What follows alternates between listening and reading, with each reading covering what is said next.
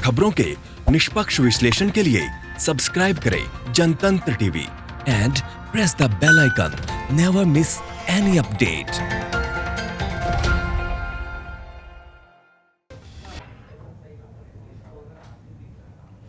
नमस्कार, आप देख रहे हैं हमारी खास पेशकश। मैं हूं आपके साथ दीपाली। खास पेशकश में आज बात होगी पर्यावरण दिवस की, क्योंकि आज पर्यावरण दिवस है और इस पर हम आपको दिखाएंगे कि आखिर क्या है खास। तो ये जानना भी जरूरी हो जाता है आज कि आखिर पर्यावरण दिवस मनाया क्यों जाता है और कब इसकी शुरुआत की गई और आखिर ये दिन इतना खास क्यों है। साथ ही इसकी इस बार क्या थीम रखी गई है, इस बारे में आज बताएंगे इस खास प्रोग्राम में।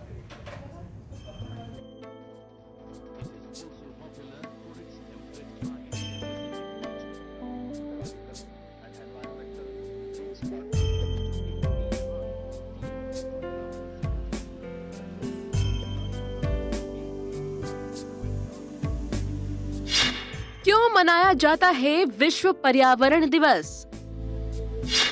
विश्व पर्यावरण दिवस का क्या है महत्व? कब हुई थी पर्यावरण दिवस मनाने की शुरुआत? इस बार क्या है पर्यावरण दिवस की थीम?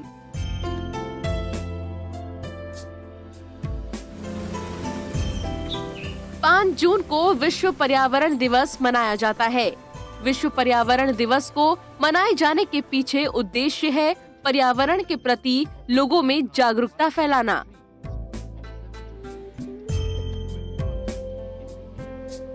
पहली बार संयुक्त राष्ट्र संघ द्वारा 1972 में विश्व पर्यावरण दिवस मनाया गया था। विश्व पर्यावरण दिवस या वर्ल्ड एनवायरनमेंट डे पर लोग प्रकृति के प्रति अपनी कृतज्ञता प्रकट करते हैं। इस दिन को मनाने की बड़ी वजह ये है कि लोगों को पर्यावरण के प्रति सचेत किया जा सके, क्योंकि मनुष्य भी पर्यावरण और पृथ्वी का एक हिस्सा होता है। प्रकृति के बिना मनुष्य का जीवन संभव नहीं है। पहली बार सन 1972 में संयुक्त राष्ट्र संघ ने 5 जून को इस दिवस की नींव रखी। इसके बाद से हर साल इसी दिन 5 जून को विश्व पर्यावरण दिवस मनाया जाता है। 1972 में स्वीडन में अंतर्राष्ट्रीय स्तर पर पहला पर्यावरण सम्मेलन आयोजित हुआ। 1972 में स्वीडन में आयोजित सम्मेलन में तकरीबन 119 देशों ने हिस्सा लिया था। तो 1972 में इसकी शुरुआत हुई और इसके बाद से हर साल इसे थीम के साथ मनाया जाने लगा। हर साल विश्व पर्यावरण दिवस को एक थीम दी जाती है। विश्व पर्यावरण दिवस 2020 की थीम है प्रकृति के लिए समय, टाइम फॉर नेचर। इसका मकसद है पृथ्वी और मानव विकास पर जीवन का समर्थन करने वाले आवश्यक बुनियादी ढांचे को प्रदान करने पर ध्यान दिया जाए।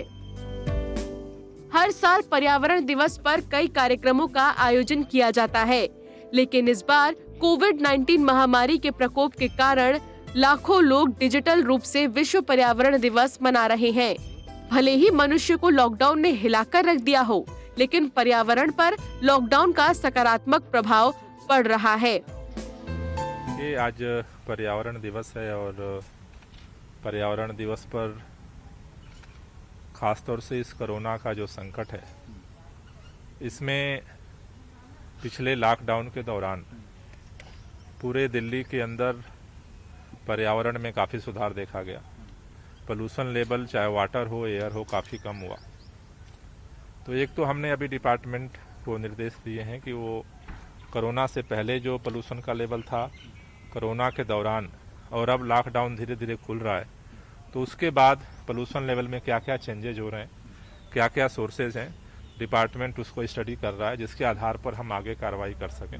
कि प्रकृति के साथ खिलवाड़ करके हम पर्यावरण को जितनी क्षति पहुंचाएंगे उसकी कीमत हमें चुकानी पड़ेगी।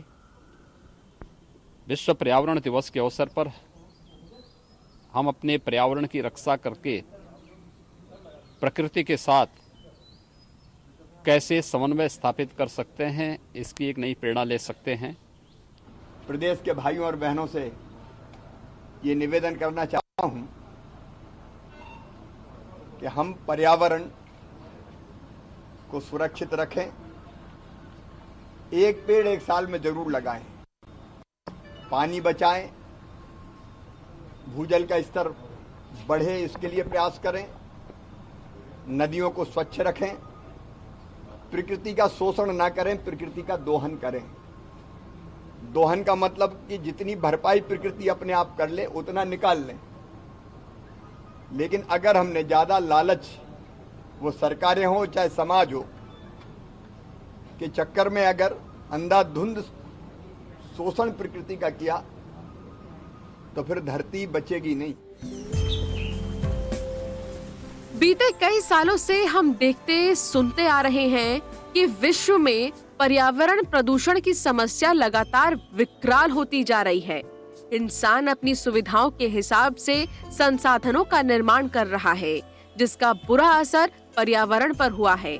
ऐसे में हमें विश्व पर्यावरण दिवस के मौके पर ये सीख लेने की जरूरत है कि प्रकृति से खिलवाड़ का परिणाम कभी भी सकारात्मक नहीं हो सकता। इसीलिए हमें बेहतर जीवन के लिए पर्यावरण संरक्षण पर ध्यान देना होगा। ब्यूरो रिपोर्ट, जनतंत्र टीवी।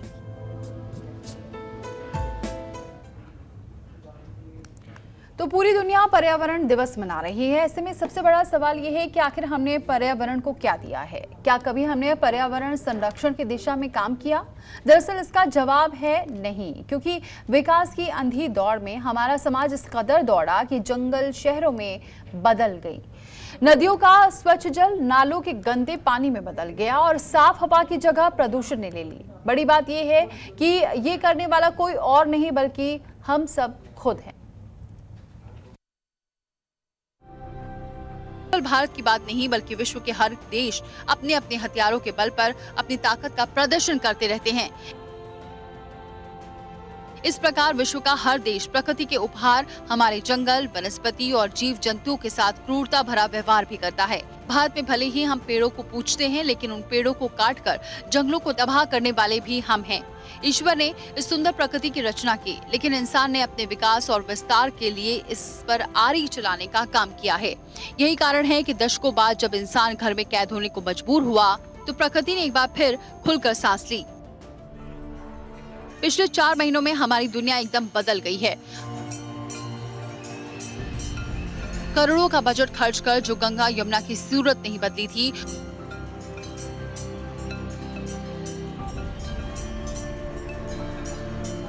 वो महज कुछ दिनों में फिर अविरल और निर्मल हुई।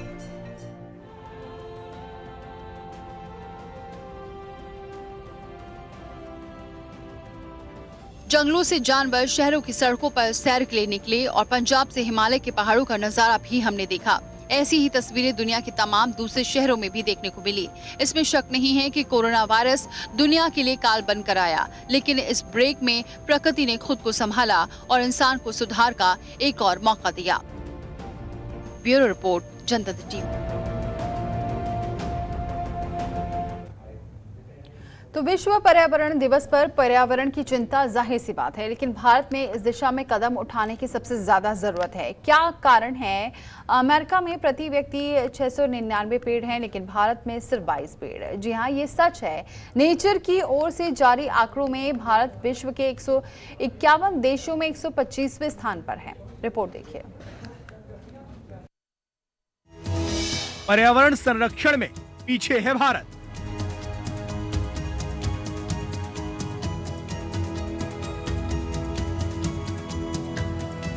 भारत में प्रति व्यक्ति केवल 22 पेड़।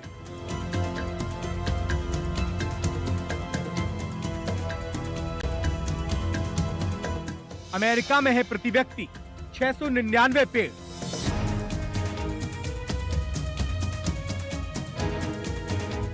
एक 151 देशों में 125वें स्थान पर भारत।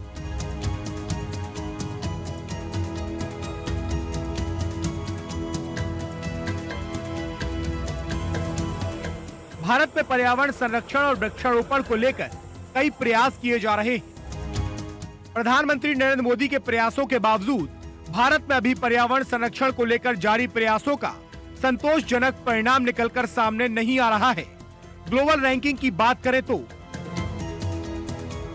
ग्लोबल रैंकिंग के मुताबिक भारत में कुल 3,518 करोड़ पेड़ हैं। क्षेत्रफल के लिहाज से प्रति स्क्वायर किलोमीटर ये आंकड़ा 11,109 पेड़ों का है। प्रति व्यक्ति पेड़ों की संख्या की बात करें तो ये संख्या सिर्फ 28 पेड़ों की होती है। दुनिया में जंगलों की कटाई और नए पेड़ नहीं लगने से यह समस्या पैदा हो रही है। पेड़ों की संख्या के मामले में भारत दुनिया के 151 देशों में 125वें स्थान पर आता है। वृक्षारोपण को लेकर हमारे पड़ोसी देशों की हालत भी ज्यादा नाजुक बनी हुई है। आंकड़े बताते हैं कि देश में पेड़ों की संख्या प्रति व्यक्ति बहुत कम है। बात इंसानों और पेड़ों के अनुपात की हो तो भारत वैश्विक सूची में निचले पायदान पर आता है। बावजूद आबादी बसाने के लिए पेड़ों को काटने का सिलसिला लगातार जारी है। वैश्विक स्तर पर बात करें तो दुनिया के फेफड़े कहे जाने वाले अमेज़न के जंगलों में भीषण आग लगी हुई है। कहा जा सकता है कि जंगलों की कटाई और जंगलों में आग एक वैश्विक चिंता का विषय बना हुआ है। चीन को छोड़ दिया जाए तो हमारे पड़ोसी देशों की हालत बेहद गंभीर है। चीन 17,753 करोड़ पेड़ों के साथ ग्लोबल रैंकिंग में 5वें स्थान पर आता है। श्रीलंका 244 करोड़ पेड़ों के साथ 82वें और पाकिस्तान 99 करोड़ पेड़ों के साथ 105वें स्थान पर है। बांग्लादेश 96 करोड़ पेड़ों के साथ 107वें स्थान पर आता है। इसके साथ ही मध्य पूर्व के 7 देशों में प्रति व्यक्ति एक पेड़ से भी कम का अनुपात बना हुआ है। इसमें संयुक्त अरब अमीरात तो एक ऐसा देश है जहां प्रति स्क्वायर किलोमीटर पेड़ों की दर 1 से भी कम है, जो बेहद चिंता का विषय बना हुआ है।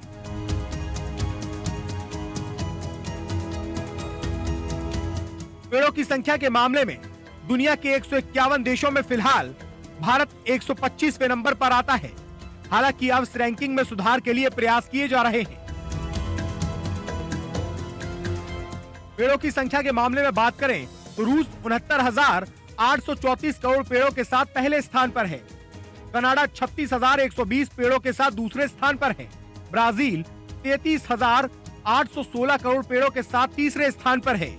अमेरिका 22,286 करोड़ पेड़ों के साथ चौथे स्थान पर है। चीन 17,753 करोड़ पेड़ों के साथ 5वें स्थान पर है। नेचर की ओर से तैयार की गई इस ग्लोबल रैंकिंग में सघन वनों की कमी एक बड़ा चिंता का विषय बनकर सामने आया है। एक बेहतर भविष्य के लिए आंकड़े चिंताजनक हैं और सरकारों के साथ ही समाज को भी इस दिशा में सोचने और अपना योगदान देने की जरूरत है, जिससे ज्यादा से ज्यादा वृक्षारोपण कर धरती के कटाव, पर्यावरण को प्रदूषित होने के साथ ही ग्लोबल वार्मिंग को रोका जा सकता है। ब्यूरो रिपोर्ट, जनतंत्र टीवी।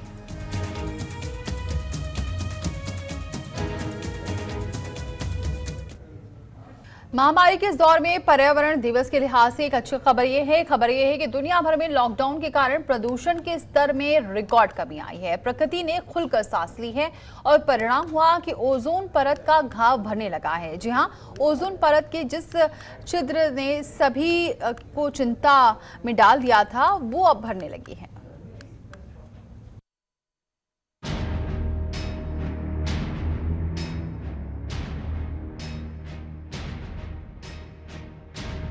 एक तरफ कोरोना मनुष्य जाति के लिए खतरा है तो दूसरी तरफ कोरोना के कारण हुए लॉकडाउन के चलते दशकों बाद प्रकृति ने खुलकर सांस ली है।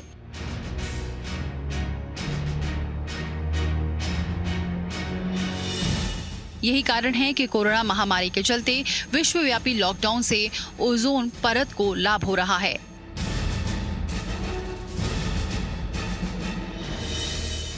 ओजोन परत सूर्य से आने वाली पराबैंगनी किरणों को आने से रोकती है।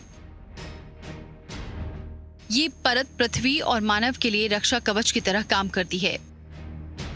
ऐसा माना जाता है कि जब से पर्यावरण में ओजोन परत का निर्माण हुआ है, तभी से इस पृथ्वी पर जीवों की उत्पत्ति हुई है। ओजोन परत पर्यावरण के एक शोभमंडल में और कुछ समताप मंडल में पाई जाती है। ओजोन अंतरिक्ष में लगभग 35 से 50 किलोमीटर की दूरी तक फैली हुई है। तो ये परत सूर्य की हानिकारक किरणों को पृथ्वी पर आने से रोकती है। यदि ये सूर्य की किरणें पृथ्वी पर सीधे आने लग जाएंगी तो पृथ्वी पर ऑक्सीजन खत्म हो जाएगी। तापमान की मात्रा बढ़ जाएगी, जो सजीव प्राणियों के लिए सहना असंभव होगा। पेड़ पौधे सूख जाएंगे, मानव कई असाध्य बीमारी जैसे कैंसर आदि से ग्रसित हो जाएगा। इस प्रकार भूमंडल से जीवन खत्म हो जाएगा। आपको बताते हैं कि आखिर इस परत को नुकसान कैसे पहुंचता है। ओजोन परत को कारखानों से निकलने वाली सभी गैसेस नुकसान पहुंचाती हैं। एसी, फ्रिज से निकलने वाली क्लोरो फ्लोरो कार्बन गैस भी नुकसान पहुंचाती है। मनुष्य अपनी आवश्यकताओं की पूर्ति करने के लिए सुख और सुविधाएं जुटाने के लिए विभिन्न प्रकार के कार्य कर रहा है, जो प्रकृति को भारी मात्रा में हानि पहुंचा रहे हैं। लेकिन जब संपूर्ण विश्व कोरोना महामारी से जूझ रहा है और कई दिनों से कामकाज बंद है, इससे प्रकृति को भरपूर फायदा पहुंचा है। कुल मिलाकर कहें तो ये मानव और प्रकृति के लिए विशेष लाभकारी सिद्ध हुआ है। दूषित गैसों के कारण ओजोन परत में उत्तरी ध्रुव पर इतिहास का सबसे बड़ा छिद्र होना बताया जा रहा है। लेकिन कोरोना महामारी की वजह से लगा लॉकडाउन ओजोन परत के लिए लाभकारी सिद्ध हो रहा है, क्योंकि लॉकडाउन की वजह से ओजोन परत को नुकसान पहुंचने वाली गैसों का उत्सर्जन नहीं हो रहा है। ऐसा बताया जा रहा है कि ओजोन परत का छिद्र लगातार घट रहा है। ब्यूरो रिपोर्ट, जनतंत्र टीवी। विश्व पर्यावरण दिवस पर जब बात पर्यावरण के संरक्षण की हो रही है, ऐसे में देश की राजधानी और आसपास के इलाकों में पिछले कुछ समय से लगातार आ रहे भूकंप भी चिंता का विषय हो जाते हैं। बड़ी बात यह है कि पिछले करीब 50 दिनों में 10 से ज्यादा बार दिल्ली एनसीआर में भूकंप के झटके महसूस किए जा चुके हैं। दिल्ली एनसीआर में भूकंप ने बढ़ाई टेंशन। क्यों हो रही है धरती के अंदर हलचल? क्या ये किसी बड़े खतरे की दस्तक है? दिल्ली एनसीआर के लोग कोरोना वायरस काल में नई परेशानी से जूझ रहे हैं। सिर्फ 54 दिनों में यहाँ धरती में करीब 10 बार हलचल हो चुकी है। बड़ी बात ये है कि राजधानी दिल्ली में इतने कम वक्त में इतने भूकंप के झटके कभी महसूस नहीं किए गए। इसीलिए ये बड़ा सवाल है कि आखिर कोरोना वायरस लॉकडाउन के बीच राजधानी दिल्ली में ऐसा क्या हो रहा है, जो पिछले करीब 1.5 महीने में दिल्ली और आसपास के इलाके में भूकंप के झटके महसूस किए जा रहे हैं। क्या ये किसी बड़ी तबाही की आहट है? हालांकि इस पर एक्सपर्ट की अलग अलग राय आ रही है। लगातार आ रहे भूकंप को लेकर एक्सपर्ट अलग अलग बातें कहते हैं। कुछ जानकार मानते हैं कि दिल्ली में हाल में जितने भी भूकंप आए, उनकी रिक्टर स्केल पर तीव्रता 3.5 या उससे कम रही है, और अगर भूकंप की तीव्रता 4.0 से कम होती है तो उनसे नुकसान की संभावना भी बेहद कम हो जाती है। वहीं कुछ जानकारों का मानना है कि ये हल्की एडजस्टमेंट का नतीजा है, जो खतरनाक नहीं होते। दिल्ली के आसपास ऐसी कोई फॉल्ट प्लेट नहीं है जिस पर प्रेशर इस समय काफी ज्यादा हो। इसी वजह से इसे सिस्मिक जोन 4 में रखा गया है। नेपाल में आए भूकंप के कारण हिमालय रीजन में प्रेशर बढ़ रहा है। हालांकि भूकंप को लेकर हुई कुछ स्टडीज में ये दावा किया गया है कि इस तरह के छोटे भूकंप के झटके बड़े भूकंप की आहट होते हैं। यूएस के लॉस अलामोस नेशनल लैबोरेटरी की एक रिपोर्ट के अनुसार पिछले साल कैलिफोर्निया में 4.0 तीव्रता के झटकों से पहले इसी तरह के कुछ हल्के झटके महसूस किए गए थे। साउथ कैलिफोर्निया में 2008 और 2017 में 4.0 तीव्रता से अधिक के झटके महसूस किए गए।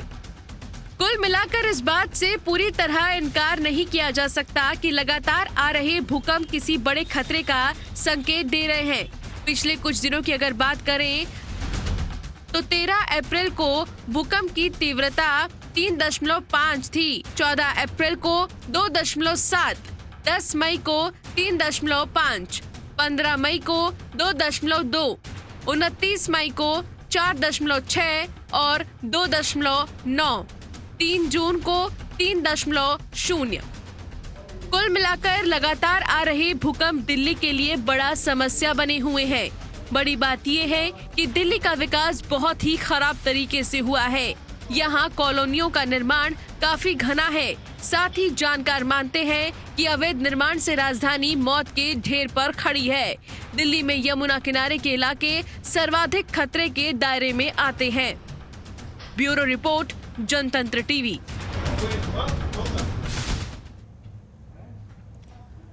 और इसी के साथ फिलहाल इतना ही, लेकिन खबरों का सिलसिला जारी है। आप देखते रहिए जनतंत्र टीवी।